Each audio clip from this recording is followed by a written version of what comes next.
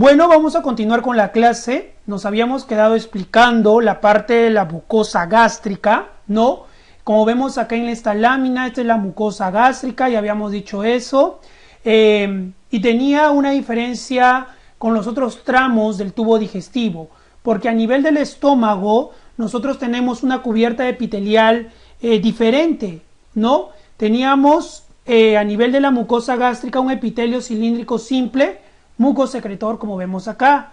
Además teníamos glándulas cardiales y glándulas fúndicas, que es donde nos habíamos quedado, ¿cierto? Entonces, todo esto viene a ser la mucosa, ¿ok? Aquí está el epitelio cilíndrico simple, ¿no? Acá a nivel de la mucosa también podemos encontrar las glándulas fúndicas y también la lámina propia, ¿no? Que como en los otros tramos viene a ser tejido conjuntivo laxo, donde reposa toda la mucosa. Bueno, habíamos hecho un pequeño zoom de las glándulas fúndicas, y en las glándulas fúndicas habíamos dicho que se dividen en tres zonas: el cuello, el cuerpo y el fundus, porque a lo largo de la glándula fúndica vamos a encontrar diferentes células especializadas y nos tocaba poder desarrollar a cada una de ellas y qué tan importantes son para el correcto funcionamiento del aparato digestivo, ¿no? Entonces, vamos a conocer la histología de estas células que se encuentran a nivel de la glándula fúndica, ¿no? Si hacemos un pequeño zoom de esta glándula fúndica, vamos a tener esta imagen, ¿no? Que viene a ser nuestra glándula fúndica con las diferentes células que ya habíamos mencionado. Por ejemplo, tenemos las células de la mucosa del cuello, ¿no? Que son un poquito más pequeñas, un poquito más pálidas que las células de la mucosa superficiales, ¿no? Pero se parecen, pero son más pequeñas, un poco más pálidas, ¿no? Y se encuentran en la región del cuello de la glándula fúndica, ¿ok? Tenemos otras células como son las células parietales, estas células con una forma muy característica, ¿no? Las células parietales tienen una forma triangular, aparte de ello tienen un núcleo redondo y también su vértice está orientado hacia la luz de la glándula fúndica, como podemos observar acá, ¿no? Y muy aparte de ello, su base se apoya a la membrana basal y también va a tener una pequeña abertura a nivel del vértice, ¿no? Es que estas células van a estar relacionadas con la función de segregar ácido clorhídrico, ¿no? Bueno, acá vemos a la célula parietal un poco más grande, como les dije, un vértice hacia la luz, ¿no? Una forma triangular característica, un núcleo redondo y un citoplasma muy acidófilo, ¿no? Otras células que vamos a encontrar en la glándula fúndica, más que todo a nivel del fundus, ¿no? Vamos a tener a las células enteroendocrina o la célula de Apud, ¿no? Y también que son las células endocrinas dispersas, ¿no? También tendremos a las células principales, ¿no? Que son otro tipo de células que vamos a encontrar a nivel de la glándula fúndica. Y en estos que tienen una forma cuboidea, ¿no? Como podemos observar acá, y aparte de ello tienen un núcleo redondeado en posición central, ¿ok? Como podemos observar en esta parte de acá. Entonces vamos a ir a desarrollar a cada una de estas células porque cada una cobra importancia, tiene una importancia de tipo fisiológica, ¿no? Y es importante que las conozcamos porque en la clase de histología lo importante es reconocerlas, ¿no? Y adelantar un poco acerca del funcionamiento. Bueno, vamos a empezar con las células de la mucosa del cuello. Entonces hemos dicho que las glándulas fúndicas, dentro de ellas vamos a encontrar varios tipos de células. Y las células de la mucosa del cuello, habíamos dicho que se parecen, ¿no? Estas son las células de la mucosa del cuello, ¿no? Habíamos dicho que se parecen un poco a las células superficiales de la mucosa gástrica, ¿no? Pero estas de acá tienen menor altura, ¿no? Las células de la mucosa del cuello son más pequeñas, tienen un citoplasma mucho más pálido, como podemos ver acá en esta imagen, ¿ok? En esta lámina, contienen gránulos. También otra forma de diferenciarlo de las células superficiales es que estas contienen gránulos de mucina, pero que están constituidos por mucopolisacáridos ácidos. A cambio, las células superficiales tienen las células superficiales tienen que están de la mucosa, ¿no? Van a tener mucopolisacáridos, pero de tipo neutros, ¿ok? Va a estar compuesta por mucopolisacáridos neutros, mientras que las células de la mucosa del cuello tienen gránulos de mucina, pero constituido por mucopolisacáridos ácidos. La función de esta célula de la mucosa del cuello consiste en proteger. Ya esta célula protege a las propias glándulas gástricas, ya, del efecto autolítico del ácido clorhídrico, ya, y también de las enzimas proteolíticas secretadas por las propias glándulas. Entonces, en conclusión, nuestra célula de la mucosa del cuello, ya que la observamos acá en la lámina, acá vemos a las glándulas fúndicas, ¿no? Acá el epitelio cilíndrico simple, ¿no? Que reviste el epitelio de la mucosa gástrica, ¿no? Ya que están las glándulas fúndicas, ¿no? Esta es parte de la mucosa, ¿no? La muscular y mucosae y la lámina propia por acá, ¿no? La lámina propia y después la muscularis. Vamos a ver que estas glándulas fúndicas las vemos acá y acá estamos hablando de las células de la mucosa del cuello. Estas células de la mucosa del cuello, tres cosas importantes que tenemos que recordar de ellas. Una, su morfología, que son más pequeñas, ¿no? Que tienen un citoplasma pálido y que contienen gránulos de mucina constituidos por mucopolisacáridos ácidos, ¿ok? Para poder diferenciarlos de las células superficiales de la mucosa gástrica, ¿ok? Entonces, estas son más pequeñas, tienen un citoplasma pálido y contienen gránulos de mucina constituidos por mucopolisacáridos ácidos. Mientras que las otras son más grandes, las células superficiales son más grandes y tienen gránulos de mucina constituidos por mucopolisacáridos neutros, ¿ok? Muy aparte de ello, la función de la mucosa, de las células de la mucosa del cuello, que están en la zona del cuello de la glándula fúndica, que viene a ser la de proteger. Van a proteger a las propias glándulas gástricas del efecto del ácido clorhídrico, del efecto autolítico del ácido clorhídrico y también de las enzimas proteolíticas, ¿no? Otra célula que encontramos a nivel de la glándula fúndica va a ser las células parietales boxínticas, ¿no?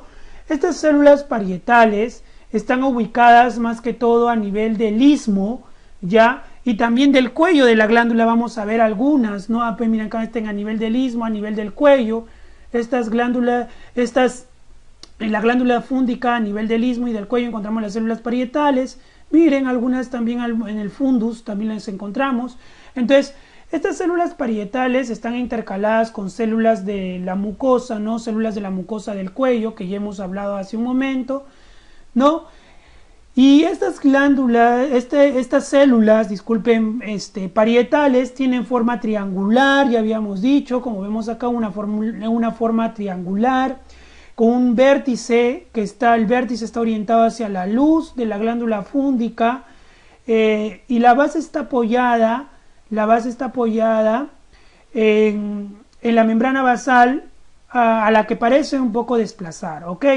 Su núcleo es redondo y el citoplasma sí es de tipo acidófilo, ¿ok?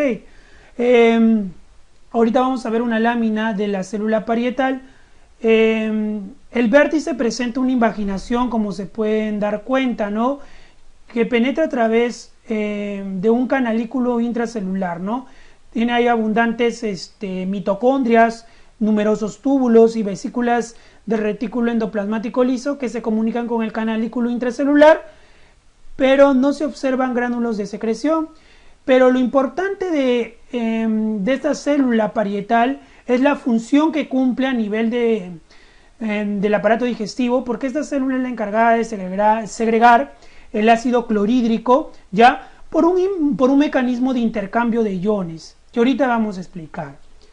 Miren, acá tenemos a nuestra célula parietal, ya nuestra célula oxíntica, la cual la célula va a tomar el CO2 de la sangre, ¿ok?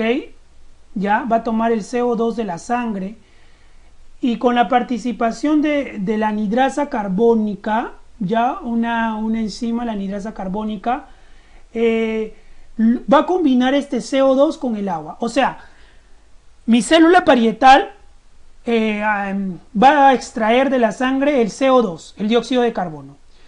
Va a tener una enzima que se llama la anidrasa carbónica que va a unir el CO2 que jaló de la sangre con el agua. ¿Y para qué hace eso? No, para formar el ácido carbónico. ¿Ok? Entonces va a formar el ácido carbónico.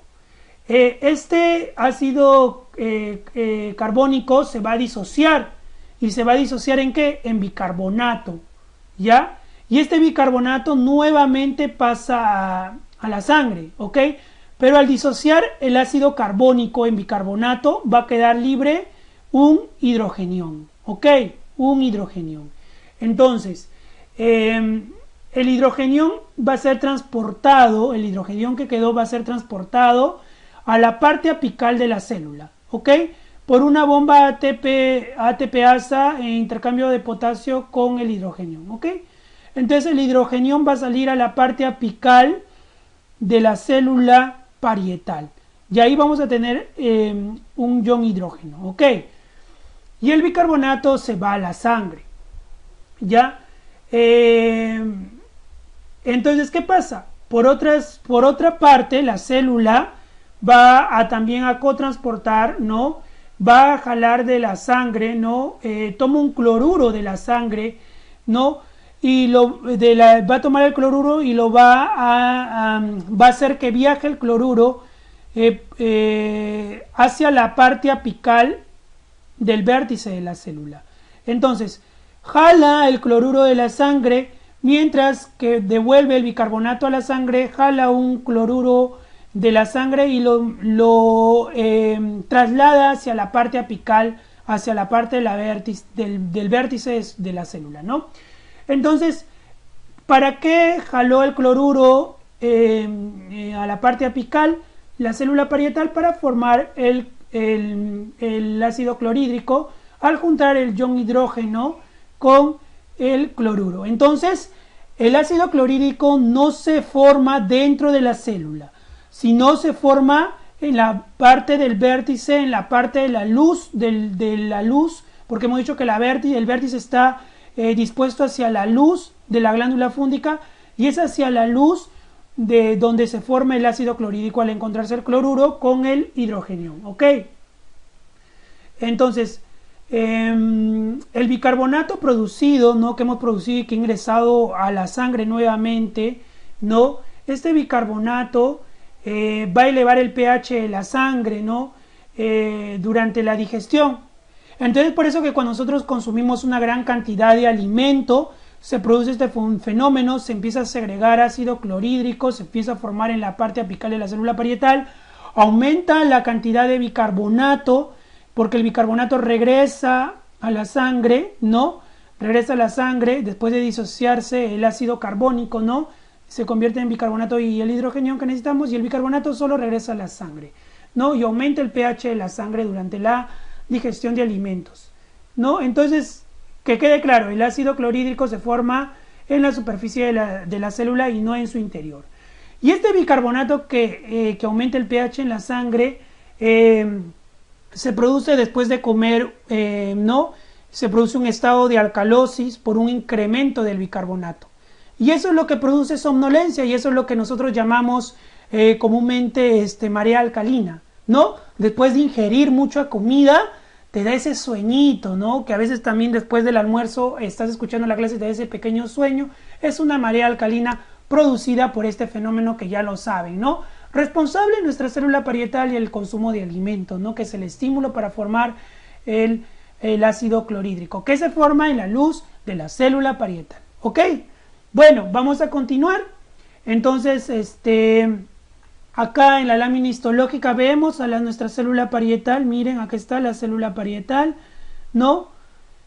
A nivel de la glándula fúngica hemos dicho que la vamos a encontrar a nivel, podemos encontrarla en el cuello, también en el fundo, a veces también en el istmo, muchas veces intercaladas con las células de la mucosa del cuello, ¿ok? Pero acá tenemos a nuestra célula parietal, así es como la vamos a ver en nuestra lámina histológica. Bueno, eso es todo acerca de la célula parietal, ¿no? Otra cosa importante dentro de la dentro del funcionamiento de la célula parietal es que también segregan ya la célula parietal es el factor intrínseco. Pero ¿para qué me sirve el factor intrínseco? El factor intrínseco, que es una glucoproteína, este factor intrínseco se une a la vitamina B12 de procedencia exógena, porque nosotros consumimos la vitamina B12, ¿no?, en los alimentos. Y para que sea absorbida esta vitamina B12 a nivel del ilio, necesitamos el factor intrínseco. Tiene que unirse la vitamina B12 al factor intrínseco para que recién sea absorbida en el ilio, ¿ok? La secreción del factor intrínseco es estimulada por acción del vago, por acción de la histamina, también de la gastrina, que es un polipéptido producido por el sistema APUT, ¿no?, localizado a nivel del píloro, ¿no? Entonces, esa es otra función importante, ¿no?, porque si no, no pudiéramos absorber a nivel del ilion la vitamina B12, así que el factor intrínseco es muy importante. Bueno, ahora sí vamos a pasar a hablar de la célula principal. Bueno, recuerden la morfología que hemos visto en la lámina de la célula de la mucosa del cuello, de la célula parietal, y ahora nos vamos a la célula principal. Bueno, la célula principal, también llamadas cimogénicas, son predominantes a nivel del fundus, ¿no?, de la base de la glándula fúndica. Tiene una forma cuboidea, podemos ver acá, por ejemplo, las células principales. Acá tenemos, esta es una célula principal, ¿no? Estas de acá son las células parietales, ¿no?, que acá también están resaltadas, ¿no? Esta también es una célula parietal, pero ahorita vemos las células principales que están por acá, ¿no?, que podemos verlas por aquí también, ¿ok? Acá también está, ¿ok? Estas son las células parietales. Miren, estas células parietales tienen una forma cuboidea, un núcleo redondeado en posición central, como podemos observar, ¿no? Y aparte de ello, están situadas en la porción más baja de la glándula, como ya hemos dicho. Tiene un citoplasma basófilo, y este citoplasma basófilo es por la riqueza de ribosomas del retículo endoplasmático rugoso, que está bien desarrollado, situado en la porción apical de la célula, y contiene gránulos de secreción que corresponden a pepsinógeno, ¿ok?, el cual se transforma en pepsina después de ser secretada a la luz de la glándula en un medio ácido, ¿ok? Entonces, las células principales tienen un citoplasma basófilo, una forma cuboide, es redondeado, como podemos ver, y segregan el pepsinógeno, que se convierte a la luz de la glándula en pepsina. Eso es lo que tenemos que recordar de las células principales, ¿ok? Bueno, vamos a pasar ahora a hablar de la célula de APUT, o también llamada enteroendocrina o endocrina dispersa, ¿no?, que también lo vamos a encontrar a nivel del fundus, ¿no? La célula de APU o endocrina dispersa se distribuyen en la mucosa gástrica, ¿no?, de preferencia a nivel antral. Con hematoxilina y eosina vamos a poder observar, ¿no?, a estas células de APU,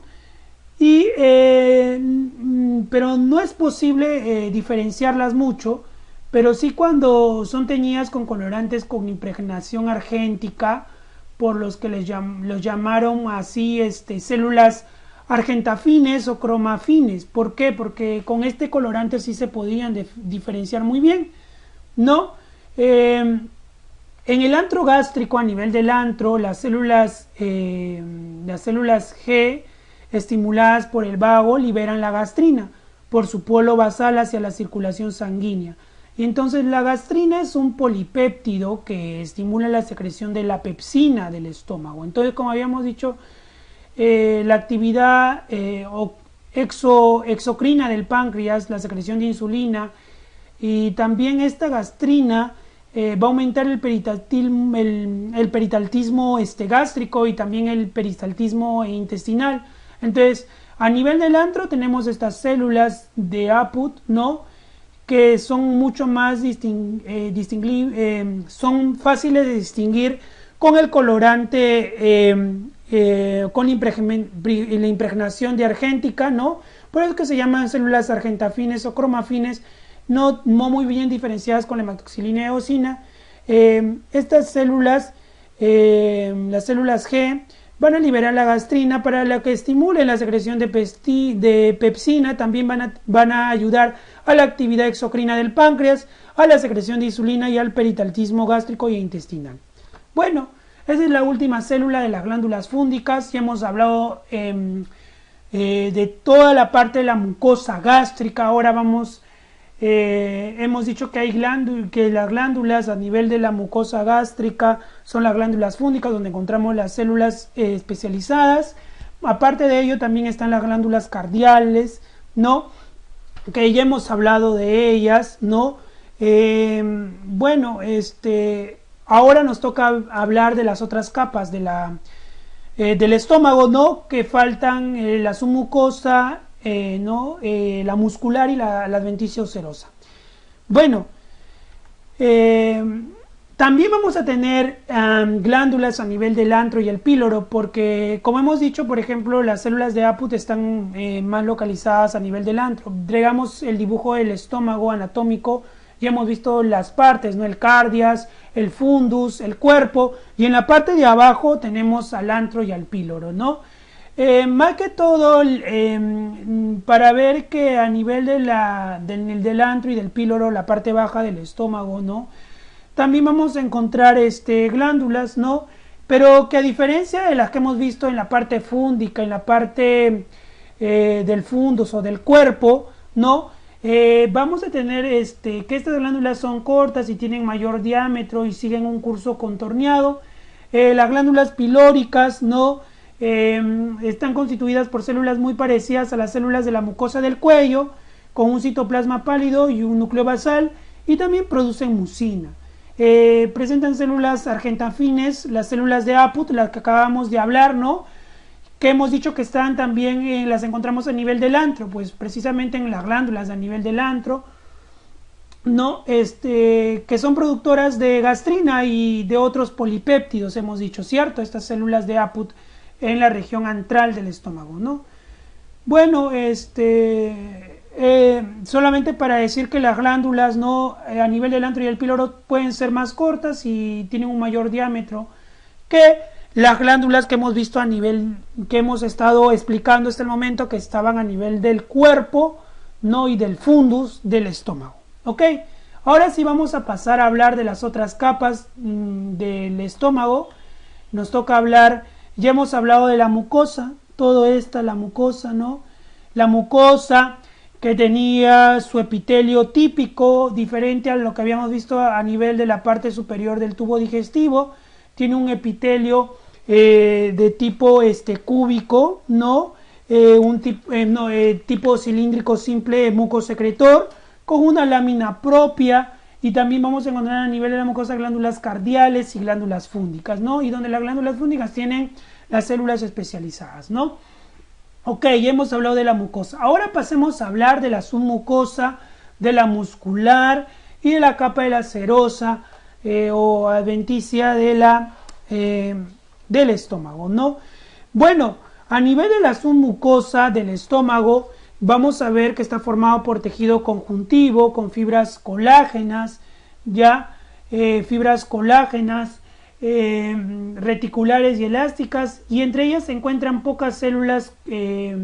Vamos a ver fibroblastos, mastocitos, linfocitos aislados y células plasmáticas. También vamos a ver que a nivel de la submucosa van a correr vasos sanguíneos, filetes nerviosos y también linfáticos, ¿ok?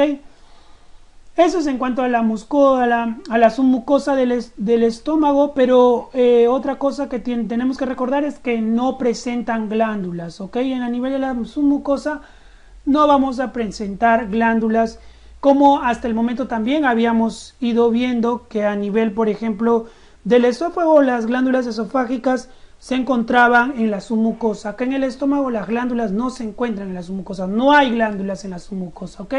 Más bien hemos visto las glándulas fúngicas y las cardiales que estaban a nivel de la mucosa del estómago. La otra capa, la muscular, bueno, está conformada por músculo liso que está orientado en planos distintos, ¿ya? Tenemos una externa longitudinal y la media que es circular, ¿no?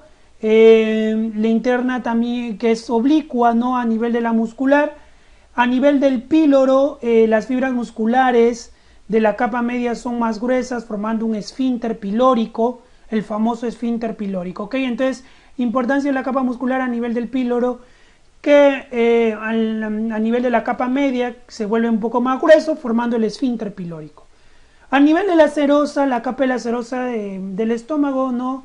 Es una delgada hoja de tejido conectivo laxo, que está cubierto por mesoepitelio a nivel de la curvatura mayor y también a nivel de la curvatura menor, y se continúa con los epiplones, ¿no?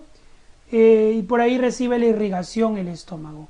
Bueno, eso es todo acerca de la histología del estómago, y hasta ahí hemos terminado todo lo que viene a ser la primera parte de la histología del aparato digestivo. Haremos una clase completa para terminar el resto del tubo digestivo que nos falta y las glándulas, ¿no? Las glándulas digestivas como el hígado y el páncreas, para poder explicarlos a nivel histológico también en la siguiente clase, que hablaremos de la histología del aparato digestivo, parte 2, ¿no? Bueno, acá hemos terminado nuestra clase. Muchas gracias por su atención.